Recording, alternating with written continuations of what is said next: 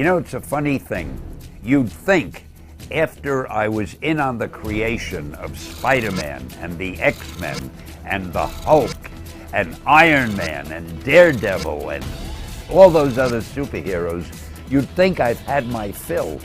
But I have found something that's brand new and is so exciting that I'm thrilled to be able to talk to you about it. And it's a brand new series called Kid Fitness. Let's assume we live in a world that has superheroes in it. Well, where would those superheroes live? What could be more natural than they'd all congregate in one place? Because most people usually like to be with people like themselves.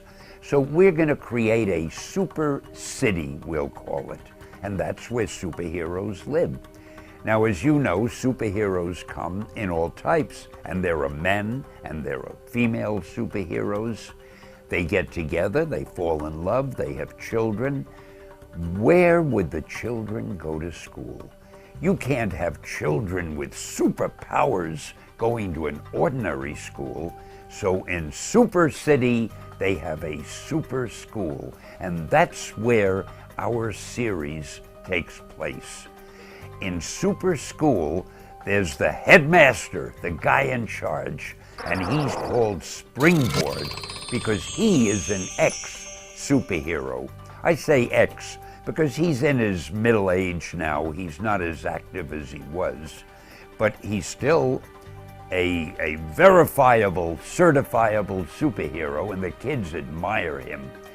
And he's in charge of the school, and he makes the rules, and he's called Springboard because his legs used to enable him to leap great distances. And he's a nice guy, and he takes care of everything in the school.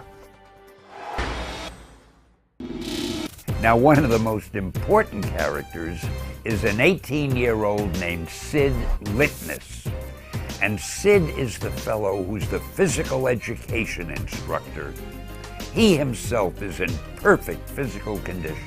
And Sid is the one who gives the kids their exercises, tells them what to eat, and everything that has to do with good living habits to make them strong, healthy, alert young people.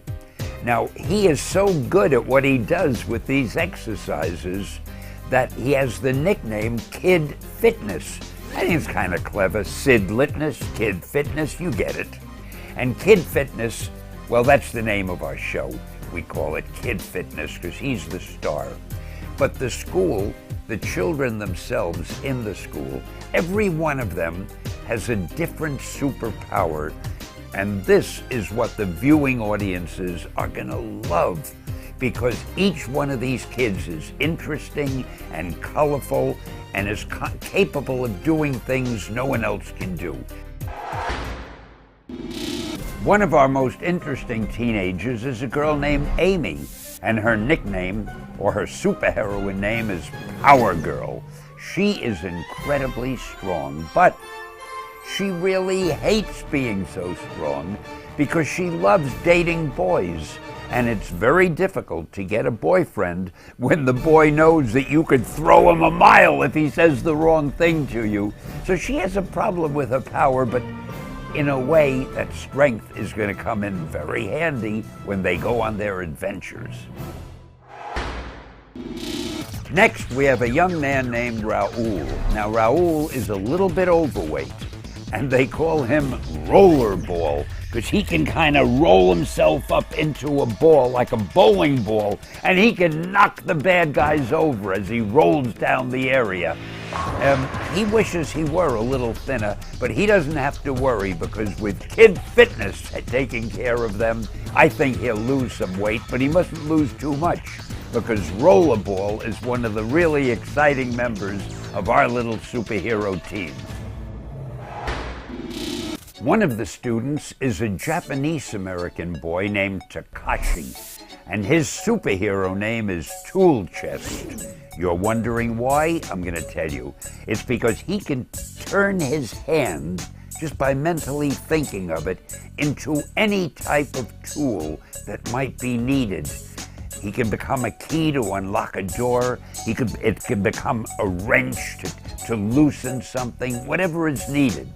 Now, Takashi, or Tool Chest, is a wonderful young man and loves what he does, but he's a little bit frustrated. He wishes he weren't so thin. He feels he's not as strong as some of the others, but he really doesn't have that much to worry about, because Kid Fitness, as the series goes on, will show him what to eat, what to drink, how to exercise, how to build himself up.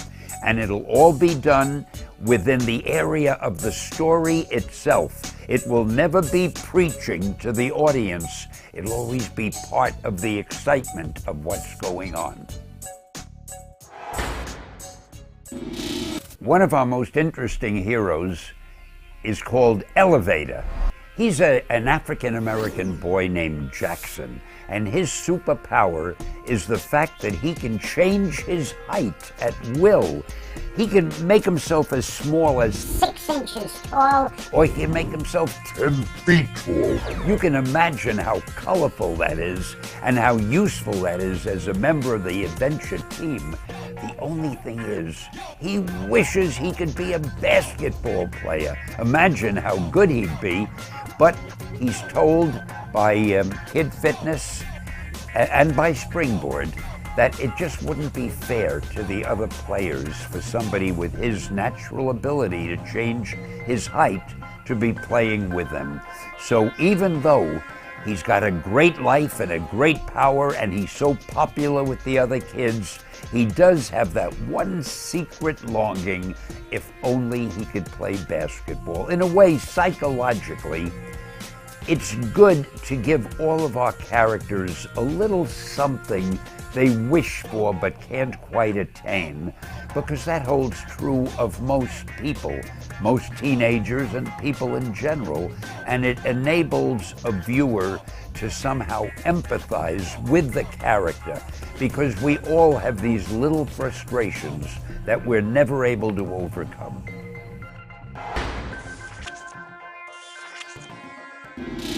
An American Indian girl named Running Fawn has the superheroine name of Hard Drive. Why? I'm glad you asked. It's because she can affect the hard drive of any computer that she can see. And by being able to affect computers in today's world, you can imagine what a wonderful talent that is for a superheroine. The thing about Running Fawn, or Hard Drive, is she has a tremendous crush on Kid Fitness, because he is such a good-looking, wonderful man himself. And he's only 18, but Running Fawn is quite a bit younger. However, she has a competitor. Power Girl also has a crush on Kid Fitness. Now, they're both a little too young for him, but hey, they're growing as the series moves along, and we think there are going to be some very interesting complications as we move on with Kid Fitness. And it's kind of nice to have those little puppy love type of stories too, because it's something that every young person can relate to.